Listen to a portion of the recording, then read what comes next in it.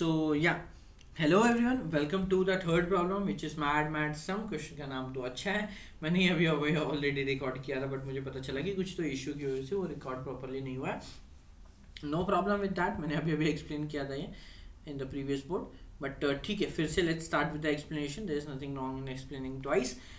Take your time to read the problem. I will count to 5, 1 2 3 4 and 5। तो I hope आपने read कर लिया होगा problem. So now we will go to explanation of the problem. तो ठीक है, ये ऑलरेडी एक्चुअली मैंने एक्सप्लेन कर दिया है, तो मुझे ऐसे फिर से वही चीज़ लग रहा है कि मैं फिर से एक्सप्लेन कर रहा हूँ। बट ठीक है, मैं क्या बोल रहा हूँ, पहले एक तो क्वेश्चन समझ लेते हैं कि क्वेश्चन क्या बोल रहा है। तो क्वेश्चन क्या बोल रहा है कि आपको एक एरे दिया होगा, ठीक है। मान लो ये 2 1 1 2 दिया है आपको एरे। तो आपको एक वेरिएबल बनाना, एक आपको आंसर रिटर्न करना है। You need to return an answer. What that answer will contain is, पहले इस एरे का सम करो, कितना है 6, तो आंसर में 6 आ जाएगा। कोई प्रॉब्लम यहाँ पे नहीं। अब हम आगे बढ़ेंगे। अब हम इस एरे का मैड कैलकुलेट करेंगे। मैड क्या होता है? Maximum appearing duplicate. मतलब ऐसी कोई भी वैल्यू जो अब तक 2 बार आ चुकी है उसमें का मैक्सिमम। मतलब क्या, स्टार्ट करो। 2 कितने बार आया है? एक ही बार आया है, तो अब तक मैक्सिमम कोई भी है क्या? नहीं, तो 0 होगा।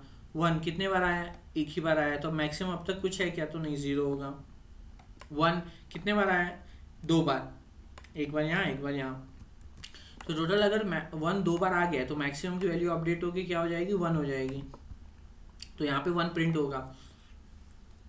सिमिलरली नेक्स्ट पोजीशन पे जाओ, क्या है? 2 2 कितने बार आ गया है? 2 बार, तो अब मैक्सिमम की वैल्यू 1 से अपडेट होकर क्या हो जाएगी? 2।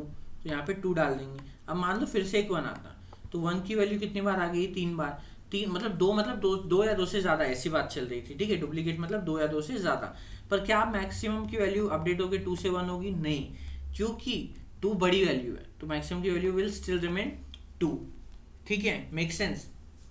अब मैं क्या बोल रहा हूँ, ऐसे ही करते जाओ जब तक आपके फाइनल आंसर में सारे वैल्यू 0 ना हो जाए, और ऐसे ही फिर लास्ट में आंसर रिटर्न कर दो। Make sense? So I hope समझ में आया होगा क्वेश्चन क्या है। मतलब क्या, अभी मैं फिर से करूँगा। 0 के लिए 0, 0 के लिए 0, 1 के लिए फिर से 0, 2 अब तक कितने बार आया? एक ही बार आया, तो 0। 2 अब कितने बार आ गया? 2 बार, तो हमने एक बार 2 लिख दिया। अभी इस वाले का कितना था आंसर? 5, तो 6 + 5 11 था अब तक आंसर। अब इस वाले का कितना हो गया? और 2, मतलब 6 + 5 + 2 इज 13। फिर नेक्स्ट टाइम फिर कैसे कैलकुलेट करो, तो 0 0 0 0 एंड 0। तो इस वाले केस का फाइनल आंसर क्या हो जाएगा? 0। तो हमारा फाइनल आंसर क्या हो जाएगा? 13।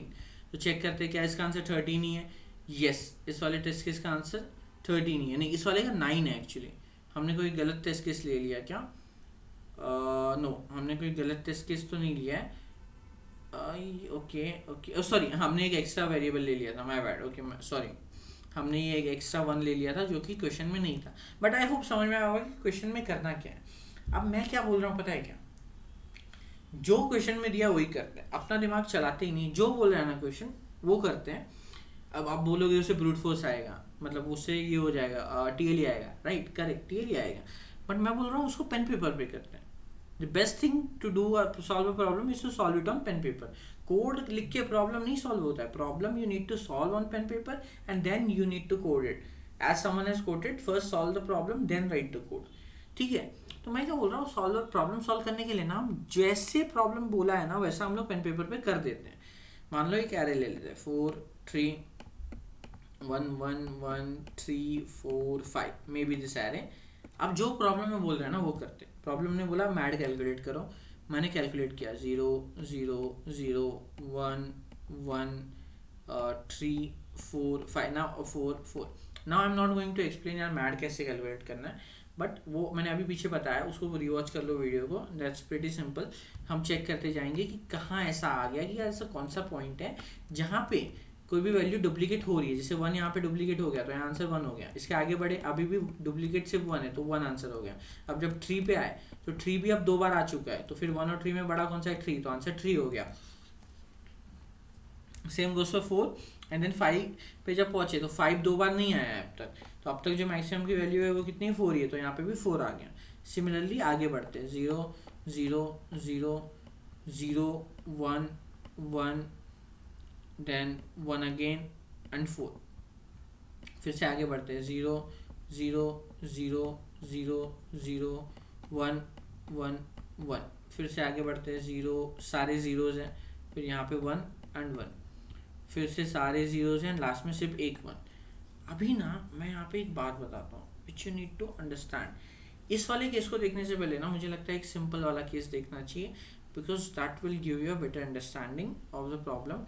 ये एच केस है, एच केस को देखने से पहले सिंपल वाला केस देखना इज लाइक बेटर आइडिया, ठीक है। तो ये सिंपल वाला केस है, इसको देखते हैं। तो इस वाले केस में क्या होगा, यहाँ पे 0, यहाँ पे 0, यहाँ पे 1, यहाँ पे 1, यहाँ पे 1, यहाँ पे 3, यहाँ पे ओके 4 दो बार आ गया, तो ये तो ऐसे भी ये हो गया, एक और 3 डाल देते हैं यहाँ पे, ठीक है। यहाँ पे 1, यहाँ पे 3, यहाँ पे 3, यहाँ पे 4, नहीं यहाँ पे फिर से 3, यहाँ पे 4 एंड यहाँ पे 4, ठीक है। अब ये केस में हम क्या करेंगे, ज़रा ध्यान से देखते हैं अगला क्या बन रहा है, 0 0 0 1, फिर से 1 3 3 3 4। नाउ मैं कैसे कैलकुलेट कर रहा हूँ, अगर नहीं समझाए तो यार मैड फिर से एक बार ज़रा सा 2 मिनट पीछे जाके रिवॉच करो, ट्राई टू अंडरस्टैंड कि यार मैड कैसे कैलकुलेट करना है, क्योंकि फिर मैड आगे हम लोग ऐसे फटाफट कैलकुलेट करने वाले हैं। So you should be like knowing कि यार मैं मैड कैलकुलेट कर कैसे रहा हूँ। फिर आगे बढ़ेंगे नेक्स्ट स्टेप में, 0 0 0 0 1 1 3 3 3।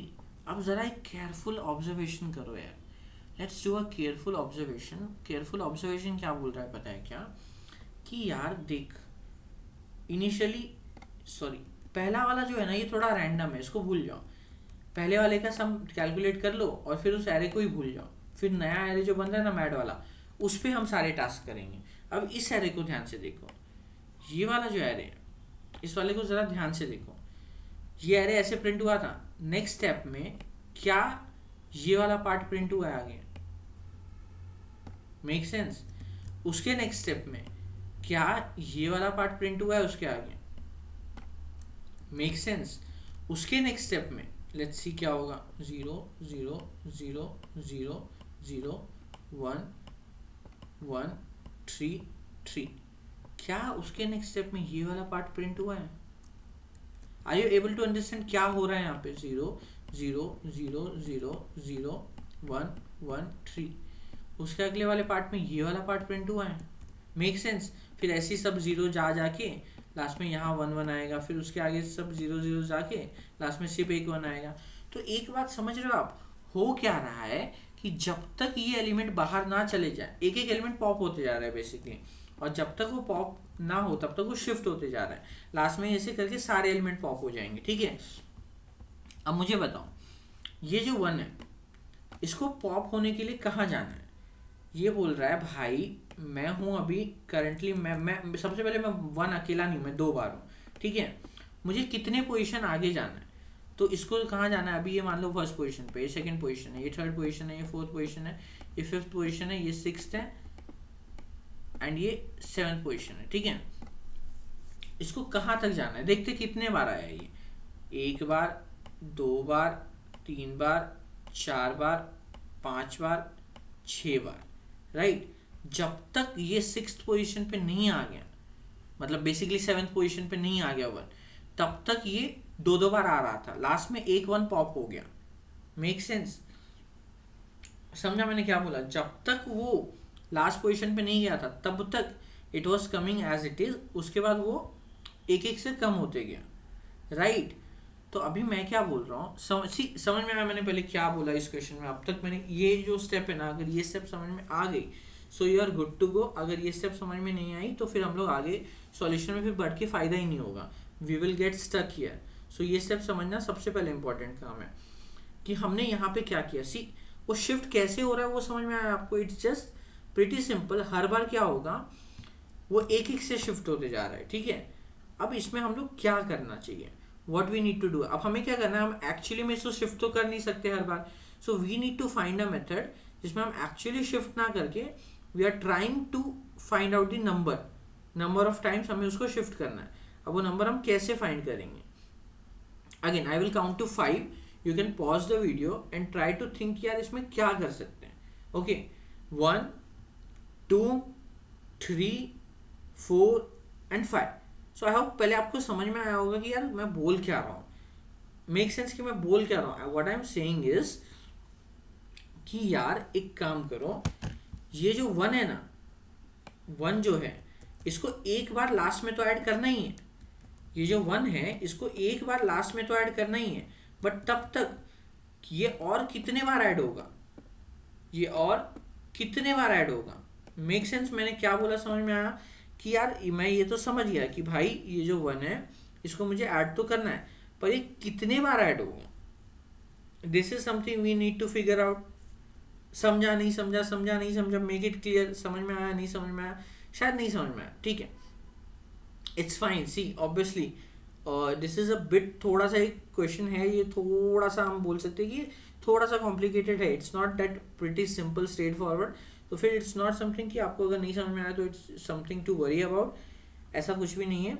सो मैं क्या बोल रहा हूँ, ये जो 1 है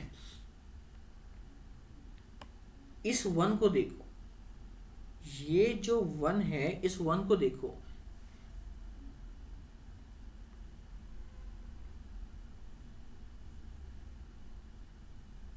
ये 1 एक बार तो ऐड होगा, ये वाला जो 1 है ये एक बार तो ऐड होने वाला है ये लास्ट में, पर ये कितने बार शिफ्ट होगा, तो ये कितने बार शिफ्ट होगा, ये कौन से पोजीशन पे, फर्स्ट पोजीशन पे, इसको जाना कहाँ पे, 7th पे तो जाएगा, तो वो तो हम लोग एक बार कंसिडर कर ही रहे, उसको जाना है मान लेते हैं 6th पोजीशन पे।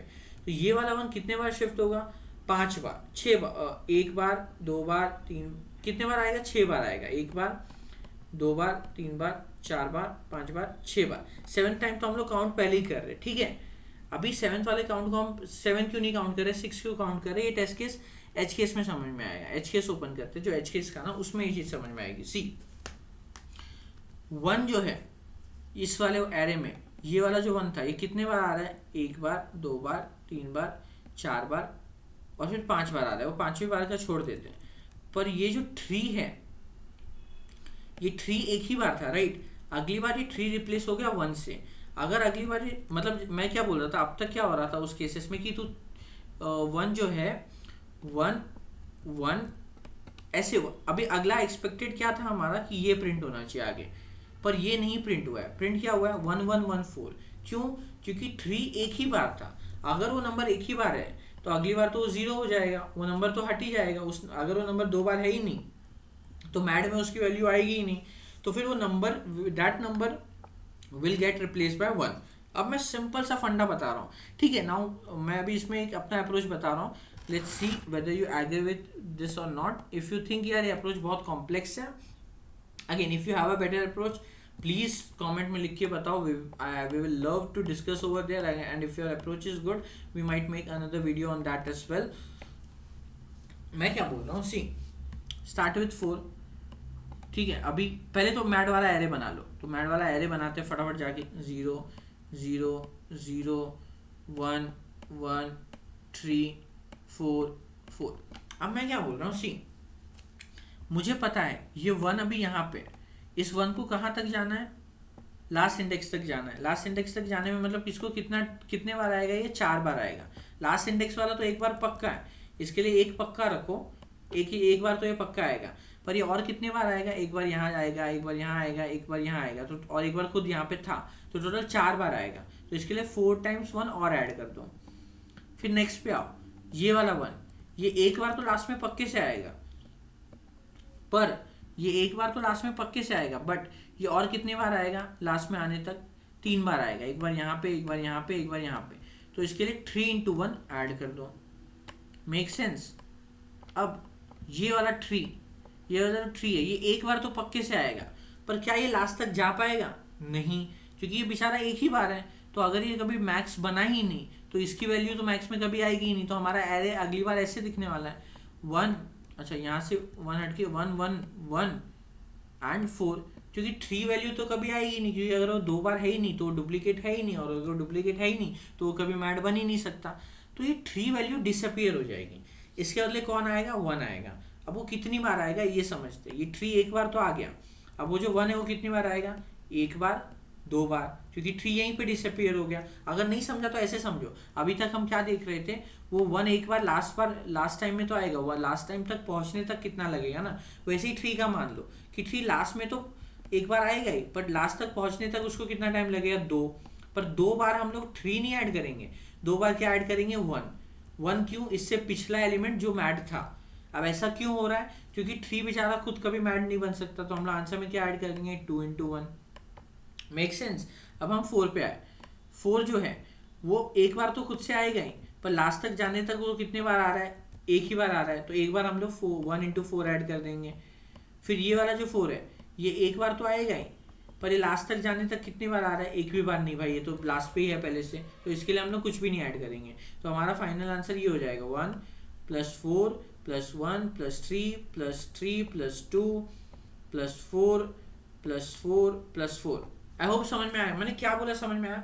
2 केसेस होंगे, या तो जो डिजिट जो की मैड की वैल्यू आई वो लास्ट तक जाएगी, तो फिर हम लोग क्या करेंगे, उसको लास्ट तक जाने के लिए कितने स्टेप्स लगेंगे, डैट नंबर इनटू वो एलिमेंट ऐड कर देंगे। या तो ऐसा होगा कि वो इकलौता है, मतलब वो 1 है, उसके पास कोई मैड बनाने के लिए कोई उसका दूसरा कोई पार्टनर है ही नहीं।